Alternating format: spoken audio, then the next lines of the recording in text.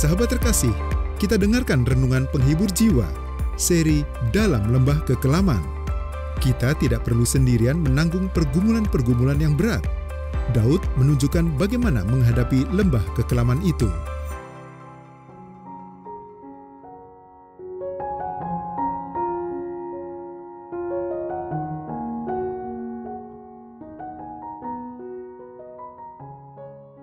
Seri renungan penghibur jiwa ini berjudul Hidup Bahagia.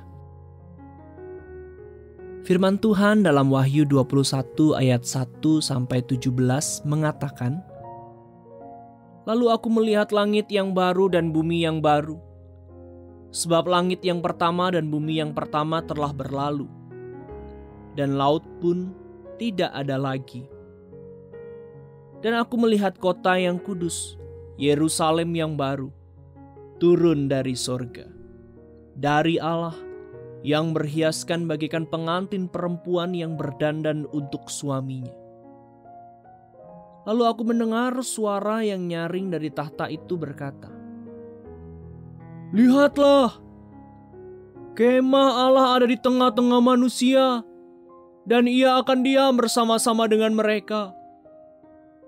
Mereka akan menjadi umat-Nya, dan ia akan menjadi Allah mereka.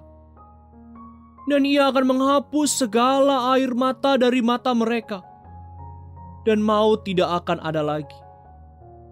Tidak akan ada lagi perkabungan, atau ratap tangis, atau duka cita, sebab segala sesuatu yang lama itu telah berlalu.'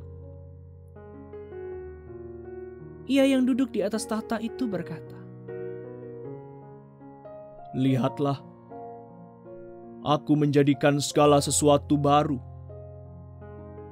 Dan firman-Nya, 'Tuliskanlah, karena segala perkataan ini adalah tepat dan benar.'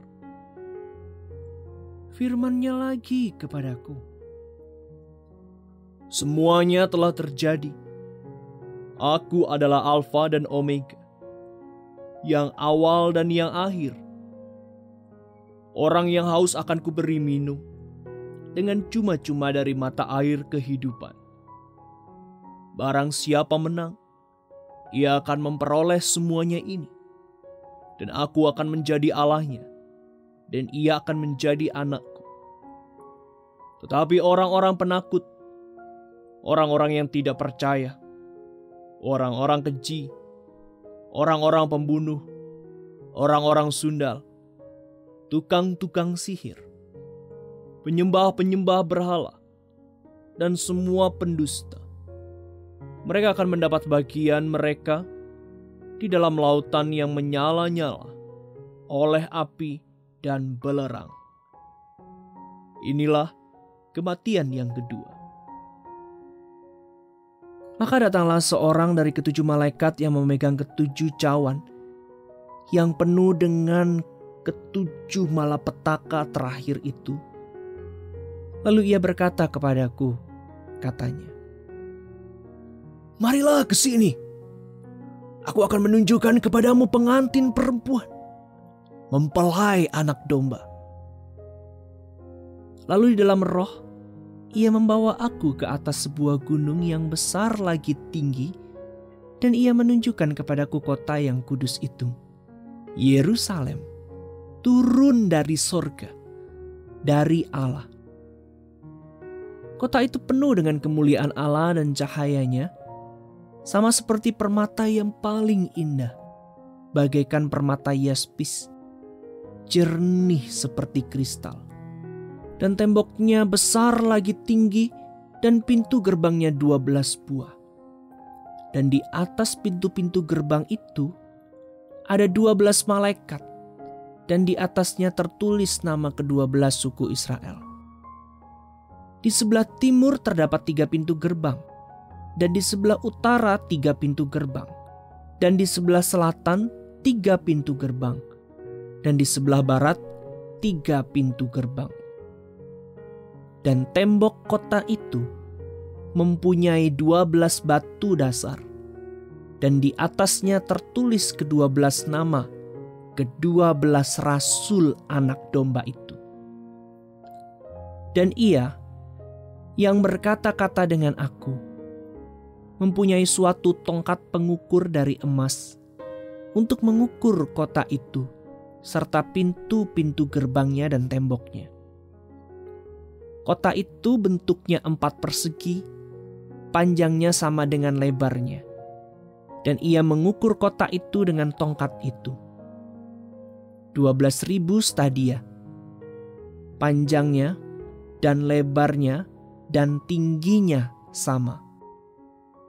Lalu Ia mengukur temboknya 144 hasta menurut ukuran manusia, yang adalah juga ukuran malaikat.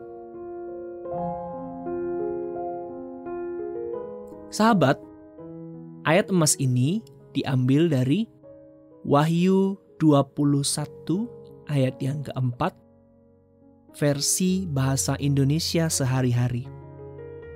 Kematian tidak akan ada lagi. Kesedihan, tangisan, atau kesakitan pun akan tidak ada pula. Hal-hal yang lama sudah lenyap. Cornelia Doppner berusia 90 tahun ketika ia meninggal dan kembali ke rumahnya di sorga. Hidupnya telah diwarnai dengan kerja keras, pengorbanan bagi keluarganya, dan kesetiaan kepada Allah dan suaminya. Segera setelah pemakaman, 2 orang buyut perempuannya mengungkapkan perasaan mereka melalui catatan-catatan yang mereka tulis kepada Cornelia. Salah seorang dari mereka, dengan tulisan yang cukup rapi untuk seorang anak berusia 6 tahun, menuliskan, "Kuharap nenek buyut hidup bahagia di surga." Pengharapan seorang anak bagi nenek buyutnya itu merupakan kepastian yang tak perlu dipertanyakan lagi bagi setiap pengikut Kristus yang telah meninggal.